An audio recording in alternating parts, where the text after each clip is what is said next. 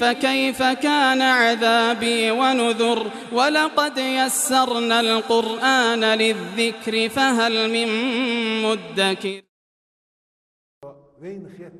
Мы думаем, что женам нужны горы из серебра и золота. Нет. Знаешь, что нужно жене? Жене нужен муж. Муж, который скажет красивые слова, нежные слова, который ценит ее, уделяет внимание. Вот смотрите. Если бы мы только знали, как с ними обращаться.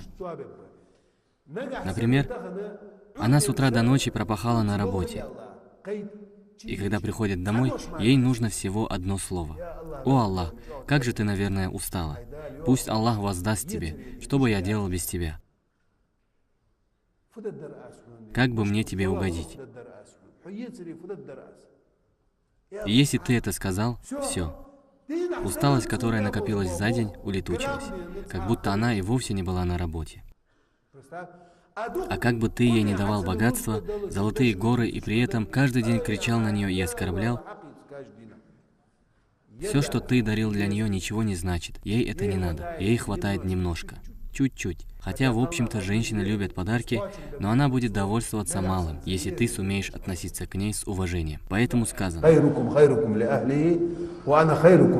Это пример, который показал нам пророк. Самый лучший из вас тот, кто лучше всего относится к своей семье, к своей жене. А лучше всего к своей семье отношусь я. Ну так скажите же приятное слово своим женам. Скажите, когда заходите и выходите из дома. Они ведь с утра до вечера работают на базаре, приносят все в дом, особенно наши женщины.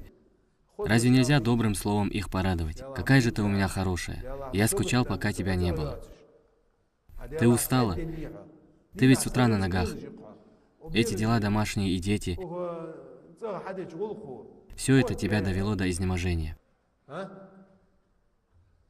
Мне кажется, ты очень устала. Кушала ли ты?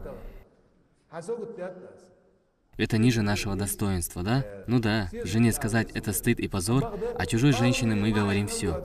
Самое никчемное. Люблю. Ты сегодня плохо выглядишь. Как я по тебе скучал. Я не знаю, как я провел эту неделю, не видя тебя. Вот так сообщение пишем. Чужим женщинам, которые Аллах запретил нам. А та в ответ еще: «Мне тебя не хватает». Понимаете? Так почему же мы женам своим не говорим красивых, добрых слов? Они ведь дозволены для нас, и им мы можем и должны так говорить.